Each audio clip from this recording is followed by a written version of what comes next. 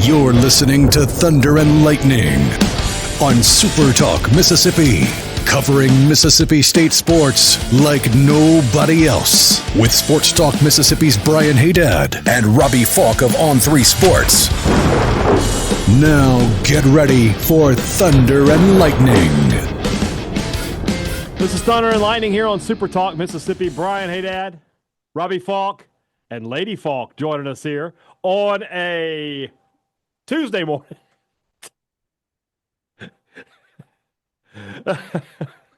Just however you got to do it.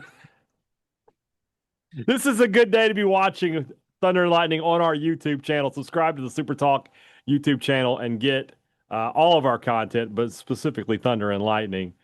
Wherever you are, thanks for making us part of your day at supertalk.fm or wherever it is that you get podcasts from. We appreciate you guys out there, our great listeners, especially our servicemen and women out there taking care of us. We want to thank our sponsors over at Strange Brew Coffee House and Churn and Spoon Ice Cream. Start your day the right way with a trip to the drive-thru over at Strange Brew Coffee House here in Starkville or at Brupolo over in Tupelo. Be a little weird, Robbie, if Brupolo was in Auburn. That would be really weird, but it wouldn't be the only thing in Starkville to go to Auburn, I guess. It wouldn't be the only part of Mississippi that's in Auburn right this second. Where is Auburn, Mississippi? I don't know if I've ever encountered that. Let's find out. Auburn, Mississippi is an unincorporated community in Lincoln County, approximately 5.6 miles east-northeast of Smithdale, near U.S. Route 98. South Mississippi. South Mississippi, yeah. Southwest Mississippi, yes. Yeah. There you go. All right. Wherever you are in our great state. I'll be there next. Yeah. Wherever you are in our great state, you can enjoy Strange Brew Coffee each and every morning. It's just a click away at strangebrewcoffeehouse.com. The Mississippi Beef Council wants to remind you that beef, it is what's for dinner. If you have been wanting to cook out this weekend, nothing beats the sizzle of beef on the grill. It's hot outside. That means it's prime time grilling season. So do it up with beef. You be like the Faulk family and throw some picanha out there on the grill. I mean, my goodness, that's high dollar beef. But you don't even have to spend a whole lot of money to have a great meal with beef. It's inexpensive. There's so many great cuts. It's all right there for you. Beef, it's what's for dinner. Thanks to our friends at the Mississippi Beef Council. College Corner, collegecornerstore.com is the place to find the maroon and white merchandise that you are looking for. I know that you're looking for it. You need new gear. You need the M over S. You need the state script. You definitely need the interlocking. It's all right there at College Corner. 2 locations in the Jackson area. Ridgeland by Fleet Feet, Flowey by the Half Shell, or you can shop online at collegecornerstore.com. Restaurant Tyler, Starkville's flagship restaurant for lunch, dinner, or Sunday brunch. The best meal in town is always going to be at Restaurant Tyler. If you are looking for a fantastic night out, a dinner at Restaurant Tyler is about the best you can do here in the city of Starkville. Enjoy a great steak, pasta, chicken. If you're a vegetarian, they've got you covered. And for dessert, the stuffed pancake is the best one in this city. If you want to enjoy a great night out, if you want to have a special occasion, you don't have to have an anniversary or a first date or anything like that. Just go to Restaurant Tyler. That's the special occasion at Restaurant Tyler. Priority One Bank, 16 locations here to serve you throughout Central Mississippi. Let PriorityOneBank.com be your guide. They'll show you not only how they're going to help you invest and manage your money, but how they're going to help you prepare for the future. Now more than ever, when you have questions about your money, you need answers. You need to talk to our friends at Priority One Bank. They're going to give you a level of service you can only get at Priority One Bank. Let Priority One Bank make you their priority. We're going to start the show with an acknowledgement, not of our tribal chief, if anything like that, but who's our tribal chief now? I feel like he's not around. Even when he's away, it's still running. Is it about to be Jacob Fatu? Well, we'll see. We all know what's going on with Oklahoma. Joe Castiglione going to retire. Zach Selman will be connected to that job. But, I mean, I had somebody text me today, like, hearing anything serious on that? I'm like, it's been 10 minutes. Literally tweeted it 10 minutes ago. What do you want? And isn't he playing out the whole, athletic year? Yeah. So let's just wait and see. We'll talk about it when we need to talk about it. Today is not the day that we need to talk about it. But obviously keep it on your brain. It's fine.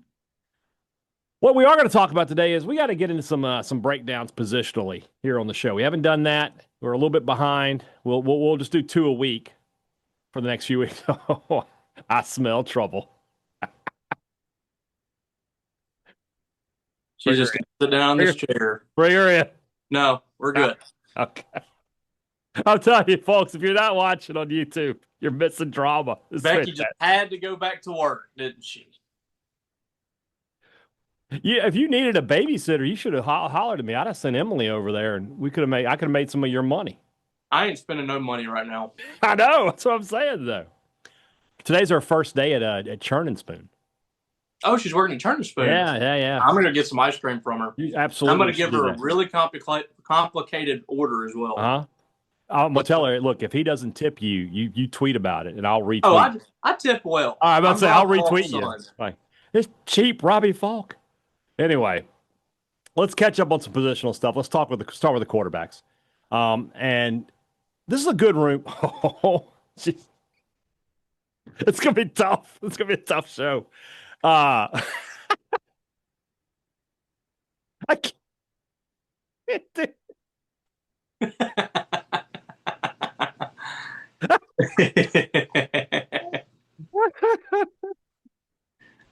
Oh boy. She's just doing this number. Make her stop. I can't. She's just doing this. She's doing that thing that I like to do sometimes where I like get out of the frame. Yeah. Lean back in. Yeah. She's getting in the frame. Yeah. So anyway, let's talk quarterbacks. Blake Shapen, Luke Krummenhoek, Kamario Taylor. This is a solid room. It's a little short on experience, but I don't think it's short on talent. You can make a pretty strong case that the guy who's going to be the starter might be the least talented guy in the room in terms of just the physical tools that he has. But there's no reason to think that State won't be competitive at the quarterback position. Even with Shapen going down last year, I thought Van Buren, for a true freshman playing on a team that was getting zero help from its defense, I thought he was about as good as you could probably have hoped for. So I have a lot of faith that if something does go wrong with Shapen, that Krummenhoek can come in and be the guy there. Obviously, I'm very excited about the potential of Kamario Taylor. But Shapen being the number one guy, there's no reason to think that he won't be productive if he stays healthy this season. Yeah, and I think that's always the caveat with him is can he stay healthy? I mean, we talked about it last year preseason. This isn't a new development with him. We talked last year about can he stay healthy for a full season?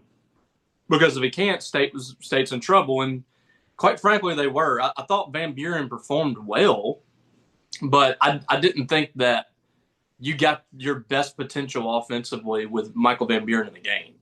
I felt like Blake Shapen was the guy that needed to have the keys in that situation. And it's kind of the same thing. Like I think Van Buren probably has a higher ceiling as an athlete than Blake Shapen does. But Shapen's probably more capable at that point in his career of running that offense. And it's the same thing this year. I think that Shapen, best case scenario for you, I really feel, is redshirting Kamario Taylor, letting him learn for a season, and then next year competing for the starting job. I mean, this year, I hate to say it, but it's kind of a throwaway year anyway. I mean, we're talking best case scenario for a lot of people is 6-6, and that's very, very best case. It's very difficult to find 7 wins on this schedule. It's difficult to find 6. So best case is 6-6. This is kind of a year that's kind of another rebuilding year for him. So it really feels like the best case for Kamario Taylor is to redshirt and Luke Krummenhoek probably get some reps this year and that become a big-time quarterback battle next year. Now, if Kamario Taylor's in the game, I probably feel better about the quarterback situation this year than I did last year. Yeah, I agree with that. As far as ceiling and the type of player that Kamario Taylor is. Like, I think he's a better quarterback than Michael Van Buren. I agree with that. What another thing I find kind of interesting is you think back to this time a year ago, right? Because we were having those discussions about Shapen staying healthy. We just thought that, okay, if Shapen goes down, it'll be Chris Parson that takes over. I I was surprised when Van Buren was the first guy off the bench when Shapen got hurt. Yeah. And I think, I think that Cromwell Hawk is the first guy off the bench if he gets hurt. I think that's the main reason they brought him in was like to have an insurance policy to, hey, if something does go wrong with Shapen, we don't have to throw Camario Taylor out there into the fire. But at the same time, if talent wins out, it's a not zero chance that Taylor could be the first guy that gets action should something go wrong. And man, he looked good in the spring game. I mean, just the few possessions you got out of him. I mean, you can see it pops off pretty easily. And that's a guy that is a year behind Cromenhawk. Cromenhawk played Power 4 football last year and started. And this guy is a couple of months removed from playing high school football and playing in the state championship for Knoxville County. Yeah. If he's in the game, I don't have a whole lot of concerns. I just feel like it's better for his long-term development if he's able to learn under Blake Shapen. Agreed. It's a better situation for Mississippi State. It's always going to be better if you have 3 quarterbacks opposed to 2. So I get the fans that they want to just go ahead and see Camario, but I just think it's better for Mississippi State long-term if you have a situation where Blake Shapen stays healthy. He's a great leader. He doesn't make a ton of mistakes, so he's going to make a lot of good decisions for you in there. Hopefully, he makes good decisions for himself too. He takes care of his body. But if you do see Luke Cromenhawk go in the game, again, that's a guy that started for Florida State last year as a true freshman. Yeah. If Camario Taylor goes in the game, that's a guy that we all believe has the potential to be one of the greats at Mississippi State when it's all said and done. So Jeff Levy has put them in a really good situation here. And I'm not saying it's like a can't lose thing because, they're still going to have their struggles. But right. I feel like whoever they put at quarterback, if somebody gets hurt or whatever, they will have a good quality quarterback out there and also a guy that's a good athlete that can do multiple things for you. What do we think stats-wise, numbers-wise for Shapen if he stays healthy? Or, I think one thing for sure, from a rushing yard perspective, I think they would want him under like 300. I think they really want to limit him in the running game this year. But from a passing game perspective, 3,000 feels very generous. But if he's at 2,700, I think that's okay because I expect State to be able to run the football with Booth and Bothwell and Daniels and those guys. So, if State's averaging 220 a game passing and they can get 220 a game on the ground, that they'll be fine. I mean, I probably overshot the mark there. I got to look and see what the SEC total offense was a season ago. What would 440 yards a game have been? But by and large, I just feel like this is going to be so 440? That would have been 4th. That's probably a little high. So let's say, 220 and 200 on the ground. Now we're talking about you're like 6th or 7th. Because that's where I want. That's where I want. Great radio here. That's where I want this. It's a podcast technically. That's where I want this offense to be. I want them to be 6, 7, 8. If they're in that range, and the defense moves up to the 12, 13, 14 range, I really do feel like this can be a bowl team. But that's where they've got to be. And so if Shapen can, what would 220 yards a game have been last year? Would have been, if I'm doing the math right here, 8th in the league, and 200 yards rushing would have been good for 2nd. Maybe I'm setting my thoughts a little high. Maybe I am. But I really do believe that that 400 between 400 and 425 yards a game is a acceptable and potential number that this offense can reach. So what? So what we're saying, 2,600, 20 to 25 touchdowns, and you'd like your interceptions to be 12 or under. And I think that's a good spot for Mississippi State. Can Shapen do that?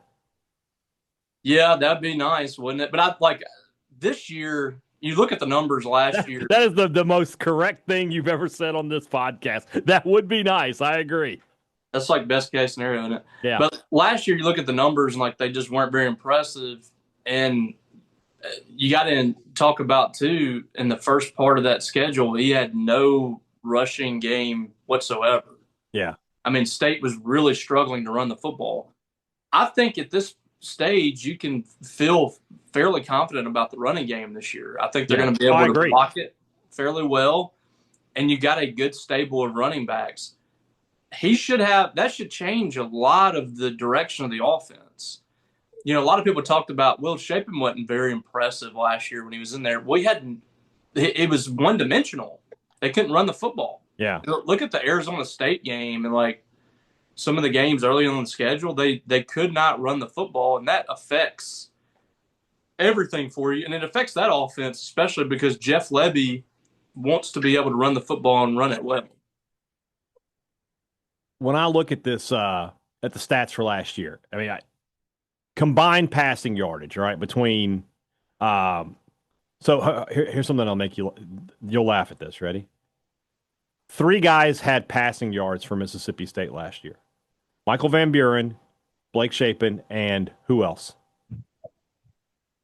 Wasn't Chris Parson? Yeah, Chris Parson on the season was 0 for 2. Who threw a pass? Jake Weir? Nick Barmira. Oh, yes, the fake punt. He had a fake punt. He's 1 for 1 for 11 yards on the year. But was that a first down? I don't know. I don't remember the context. Was that against Ole Miss? Did they fake a punt for a first down in that game? I think they did.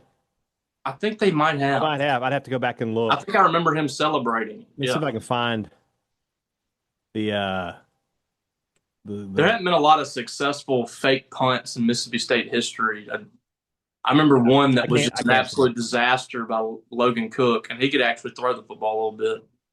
Mullen had the worst feel for when to fake a punt than anybody else I've ever seen. It was always on their own 25. Yeah. So Van Buren and Shapen combined basically for 2,860 yards passing last year, 19 touchdowns to 8 interceptions.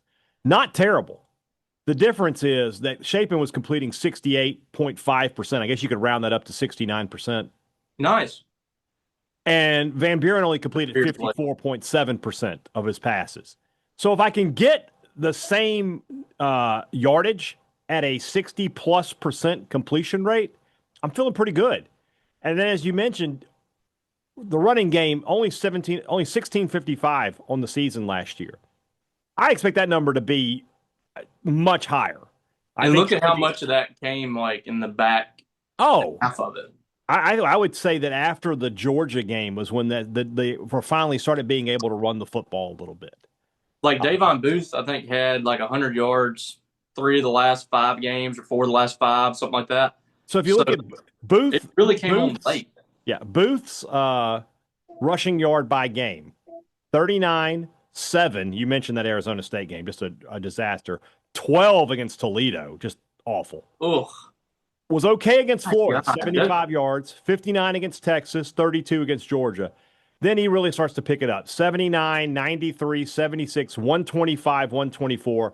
Didn't play well against Ole Miss, but that was the number 1 rushing defense in the country last year. Yeah.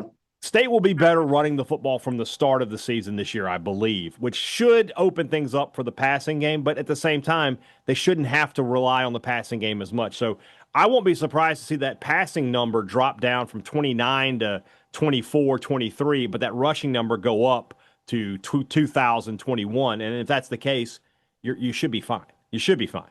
Yeah.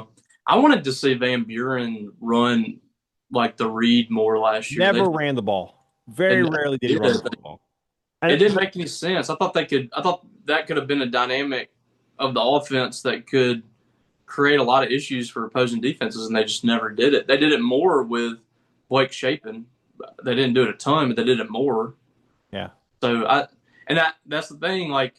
You don't really want him taking a lot of hits this year, so that's not something that you really want. I was just about to say is that's the thing that worries me the most about what you're looking at offensively this year is that when Lebby's had his most success, it was with the quarterback giving him a little bit more in the running game. Now, Dylan Gabriel didn't give him a ton, but Corral did. I mean, Corral was their leading rusher his last year at Ole Miss. So, and a lot of that was probably he just saw play breakdown down the field. He's a scrambler. Yeah. Yeah. And that's what Shapen can do. I mean, if he sees a lot of grass ahead of him, He just got to be more careful about when he's, instead of, you see the defender coming in, just slide. Just slide down. Slide. Just get out of bounds. Just don't, you don't have to take that guy head on. You don't. So if he can do that, everything, it starts with staying healthy. If he stays healthy, this offense lends itself to good numbers. I mean, if we had gotten 12 games of Blake Shapen last year, and he had thrown for 2,871 yards and 19 touchdowns to 8 interceptions, those are great numbers. They're fine. If he completed 62, 63% of his passes, we're not complaining about any of that. In all likelihood, you probably win a couple more games. But as it is, you had the freshman in there, and he just wasn't as accurate. And I mean, then that's the way. Van Buren's such an interesting guy. I'm interested to see how the rest of his career unfolds. I don't see him being at LSU another year. I feel like LSU will just recruit over him, or they'll go into the portal and they'll get somebody. Well, he's just not. To me, he's just not an LSU guy. I just don't. I don't know. He's not built like Jaden Daniels was. But that's the thing about Jaden Daniels. He was willing to. He was a dual threat guy, and I think early on was probably a little more run first. He didn't look as comfortable in the pocket. But he's also it feels like he was built a little different. Mm-hmm. Michael Van Buren just doesn't really look the same. I don't know. That seemed like a strange fit to me. Yeah, I agree. It just feels like that might be a situation where he does get recruited over or something. Yeah.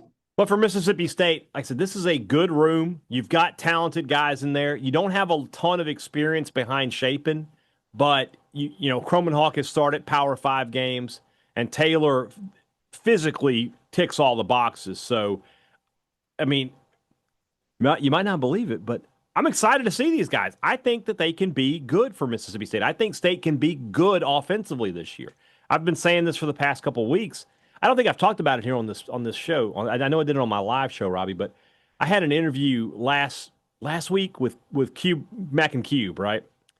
And they had me on to talk football, and I think I answered 3 or 4 questions, and they were all about the offense.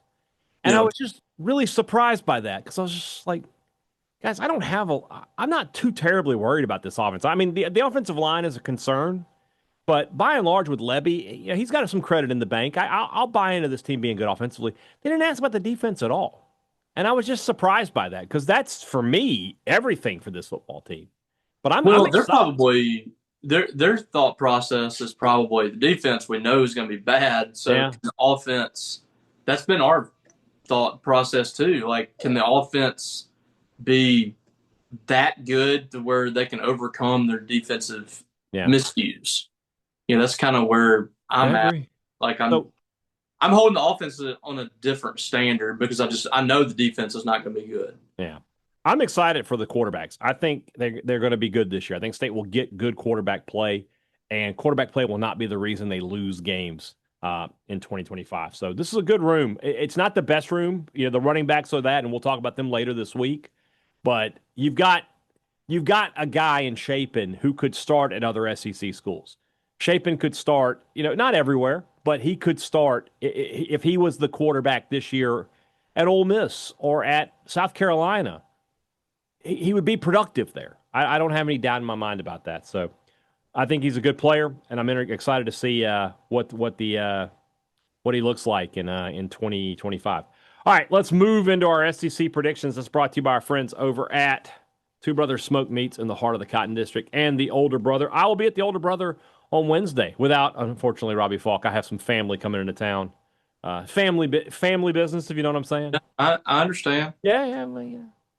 Isn't Augustin Ellie going to be there? They're not the one you know, though. Okay. I was about to say, if it was Steven, then if it was Steven, you would be invited. But they might as well shut it down for the day for a private event or something. We can't handle anyone else. Hey, Dad and Augustinelli are coming in here. Somebody starts slicing more bread. Y'all both try to get in there so fast you wedge yourself through the door together. Somebody bring me some butter so I can get greased up here. Get out of here. Well, all that being said, I look forward to a delightful lunch on Wednesday. You can have a great meal anytime you want. It's just as simple as that. Go to the Cotton District and enjoy a meal at Two Brothers Smoke Meats and the Older Brother. Great products, great service. Get the other one in there. Tell her what to say. Make her do it. She's watching a movie. Oh, she okay. didn't even hear me yelling for a bottle. Okay. But Great thank products, God I got a 6-year-old that can fix a bottle. That's good stuff. That's good parenting. It is. Great products, great service. Every business likes to promise it to you. They deliver it to you at Advantage Business Systems. Look at that smile. They've been doing it for 50 years. I've been spit up on 50 times today. If you need, I don't know what they can do for you on that account, but Robbie, if you need a new copier or printer, Advantage Business Systems can take care of that for you, and they will. And they've been doing it for a long time, and they know how to take care of their customers after the sale. It's nothing to it. There's nothing to it. Look at that face. There's nothing to it. Oh, we're about to get a burp. You unmute. I want to hear that thing. I want to hear that burp. Our poor customer, our poor sponsors today. They're like, what's going on? Well, if you need a new copy or a new printer, you know who to call. Advantage Business System, 601-362-9192, or visit them online at absms.com. Find out how Advantage Business Systems will help your business do business. If you're going to be in Starkville, you need to shop at Maroon & Co. If you're not going to be in Starkville, you need to shop maroonandco.com. Whatever you're looking for, Mississippi State, maroon and white, it's right there at Maroon & Co. They've got the logos that you want, the interlocking, the state script, the M over S. If it's clothes, if it's something for your car, your tailgate, whatever it is to let people know you're a Bulldog, Maroon & Co. has it. Use our promo code Thunder15 to save 15% off on regular price. Some exclusions do apply.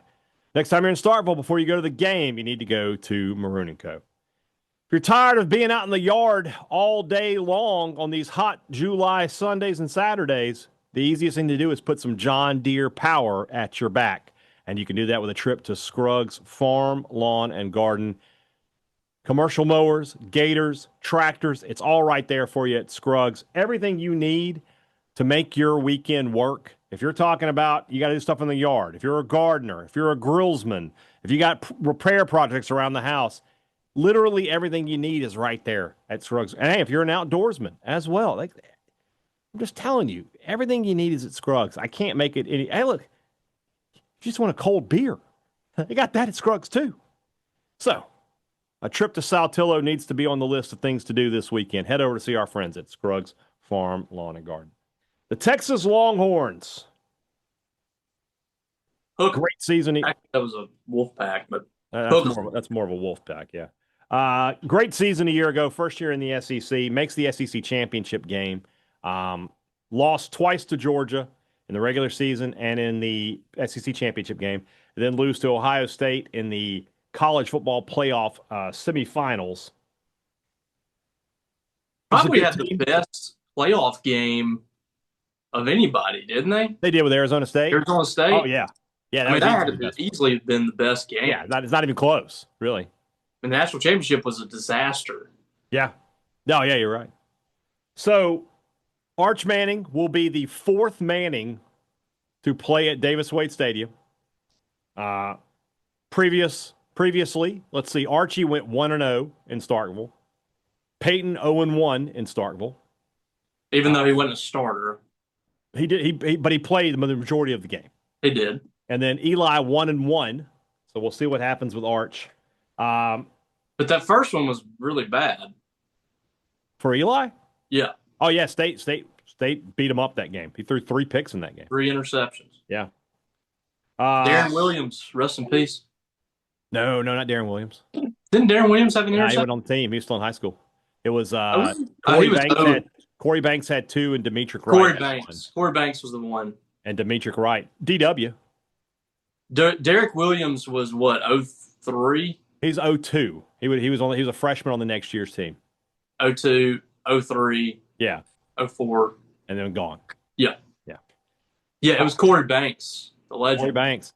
So Banks, I always remember this. This is the 02 Egg Bowl. State lost that game, but he was wearing a Confederate flag do-rag under his helmet. I was just like, really? Just taking shots. I loved it. I was at that game. I was sitting in the end zone. Cold. So cold that day. It was really cold. Yeah. All right. Texas starts the year off with maybe the game certainly the game of week one. I mean, it's between LSU, Clemson, and this one. They travel to Ohio State, big noon kickoff, huge game. That's awesome. I mean, you and I are going to be sweltering in Hattiesburg while that game's going on, but it'll be all right. Yeah, no one will be watching the state Southern games. Like literally, everybody's going to watch the end of College Game Day because it's the last one ever for Corso, and then they're going to flip channels. Yeah. Fine. Hey, it's fine. It's fine. I get it. I think it's going to be tough to win on the road. I'm going to give this one to the Buckeyes. Oh, yeah. And that's still going to be a really talented team. They lost a lot, but I mean, they still got Jeremiah Smith. What else do you need, right? yeah. Then it's 3 straight non-conference pushovers for the Longhorns. San Jose State, UTEP, and Sam Houston. I'll give them wins in all of those. Off week, and then they're at Florida. I think we've already predicted this game, and we both took the Longhorns. Yep. Not very high on Florida, but I am not. I'm also not very high on their next opponent, Oklahoma. You remember last year, Texas had the easiest schedule. They only played one tough game, and it's really the same again this season. outside of Ohio State, I mean, it's Ohio State, but none of their conference schedule is weak. Georgia will be tough. Yeah, they'll beat Oklahoma at Kentucky, win. At Mississippi State, win. Vanderbilt, win. You're down for Dogs? Huh? Yeah. They had the off week before they travel to between the hedges to take on the Georgia Bulldogs. You're gonna have Georgia won this at. They did. And that was a game where an official changed a call because of a riot. Didn't know that was in the rules, but so call me crazy. I have the Horns here. Oh, in Athens? I'm gonna take Texas to get revenge here. Huh. I'm gonna go with Georgia. That's such a difficult place to play. When was the last time they lost at home? It's been a while. I don't even know. I think it's 2016, something like that. And this, that's going to be pretty good atmosphere because it'll be serious now. At the very worst, it'll be 3:30 p.m. But by the fourth quarter, that'll be a night game. Yeah, I haven't seen the. I can't remember what it is. It's a flex. It's a flex, yeah. Yeah. So at the worst, it'll be 3:30. But it's probably Notre Dame. So in Georgia lost at home to Georgia Tech at the end of the 2016 season. Okay? I forgot about that. All right. So the next year, they only lost 2 games. That was on the road, and then that was the national title game. 2018 at LSU, and then 2 neutral site games. 2019, they lost at home to South Carolina. That's their last home loss. Wow, 2019? Yeah, they lost to a bad South Carolina team. That's weird. That's a very difficult place to play, man. Yeah, I agree. I mean, every SEC place except for Vandy is. I got them winning. So then you have their final 2 games. They host Arkansas, and then on Black Friday, Friday night, they'll host Texas A&M for the first time since 2012. I say 11-1, and you're saying 10-2.